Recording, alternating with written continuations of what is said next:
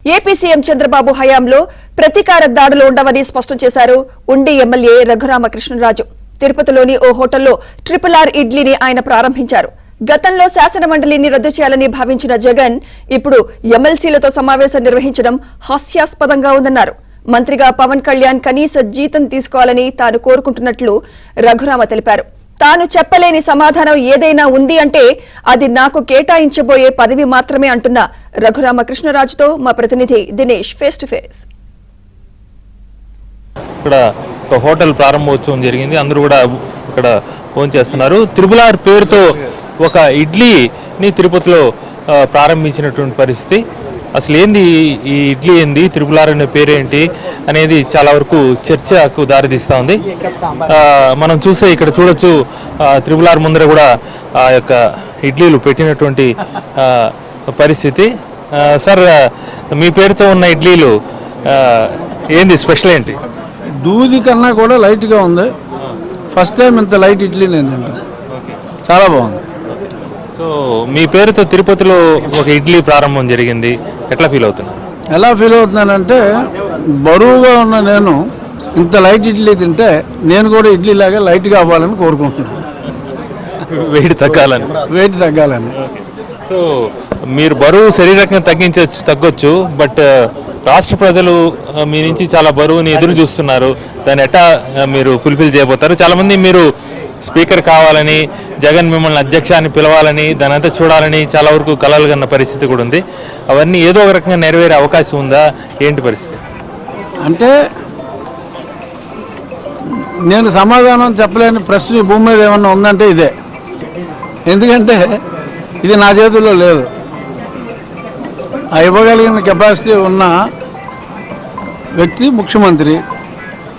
ఆయన మైండ్లో ఏముందో నాకు తెలియదు. సో అంచేత దేనికైనా సమాధానం చెప్పగలను, కానీ ఆయన మైండ్లో ఏముందో చెప్పి శక్తి సామర్థ్యాలు నాకు లేవు. సో అంచేత ఏ పదవి ఇచ్చినా చేయగలను.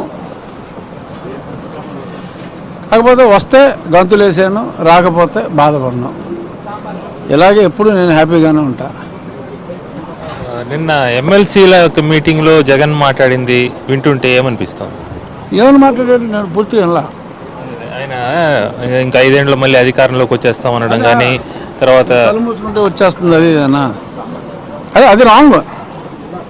కళ్ళు మూసుకున్నాడు, పోయాడు. మళ్ళీ కళ్ళు మూసుకుంటే మళ్ళీ ఇంకో 5 ఏళ్ళు మూసుకుందాం అంటున్నాడు కదా. మూసుకోమనే చెప్తున్నాం. చంద్రబాబు నాయుడు గారు అయితే రెప్ప వాల్చరు. సో అంచేత ఈయనే కంటిన్యూ అవుతారు. పైగా ఆయన కళ్ళు మూసుకుంటా అన్నాడు. స్వాగతిస్తున్నాం. ఎమ్మెల్సీ వ్యవస్థే వద్దన్న వ్యక్తి మళ్ళీ వాళ్ళతో మీటింగ్ పెట్టుకుని చేయడం అన్నీ చూస్తుంటే ఎమ్మెల్యే లేరు కదా బాబు, ఏం చేస్తాడు? లేదు, ఇప్పుడు కూడా ఆయన ఆ మాటకు కట్టుబడి మాకు ఎమ్మెల్సీలు వద్దు, ఇప్పటికైనా మీరైనా రద్దు చేయండి చంద్రబాబు నాయుడు గారు అని చెప్పి అడిగితే ఏమో ఈయన రద్దు చేస్తారేమో, ఈయన కేంద్రాన్ని అడిగితే చేస్తారేమో. ఎందుకంటే ఇప్పుడు మనం అడిగితే చేసే అవకాశం కూడా ఉంది కాబట్టి.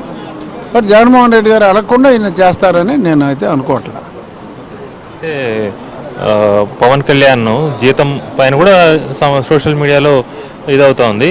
సో ₹1 జీతము, ఈయన జీతం తీసుకోండి, దీన్ని ఎట్లా చూస్తారు? పవన్ కళ్యాణ్ గారు జీతం తీసుకోవాలి అని నేను మనస్ఫూర్తిగా కోరుకుంటున్నా. ఎందుకు అంటే ఆ జీతం తీసుకుంటేనే బాధ్యత ఉంటుంది. సో కాబట్టి ఆయన జీతం తీసుకోవాలి. ₹1 జీతం తీసుకున్న వ్యక్తి ఈ రాష్ట్రాన్ని ఎంత సర్వనాశనం చేశాడో మనం చూసాం.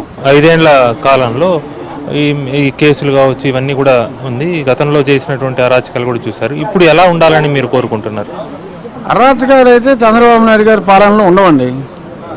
అందరినీ సమదృష్టితోనే చూస్తారు. అరాచకాలు ఉండవు.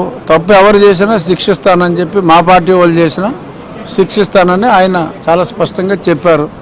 సో అంచేత అద్భుతమైన పరిపాలనే ఉంటుంది. వైసీపీ వాళ్ళు ఏం భయపడక్కర్లా. వాళ్ళు ఏదో గగ్గోలు ఎట్టేశారు మొన్న ఢిల్లీలో మీటింగ్లు ఎట్టి. అటువంటి భయాలు ఏమీ పడవలసిన అవసరం లేదు. ఇంకా జగన్ ప్రభుత్వంలో ఉన్నాం అనుకుని వాళ్ళు అలా మాట్లాడుతున్నట్టున్నారు. చంద్రబాబు పరిపాలన చక్కగా ఉంటుందని చెప్పి కూడా ఆయన కితాబిస్తున్నారు. జగన్ మాటలు ఒట్టి ప్రలాపనలు మాత్రమే అని చెప్పి స్పష్టం చేస్తున్నారు. వీడియో నుంచి నటరాజుతో దినేష్, ఏపీ జ్యోతి.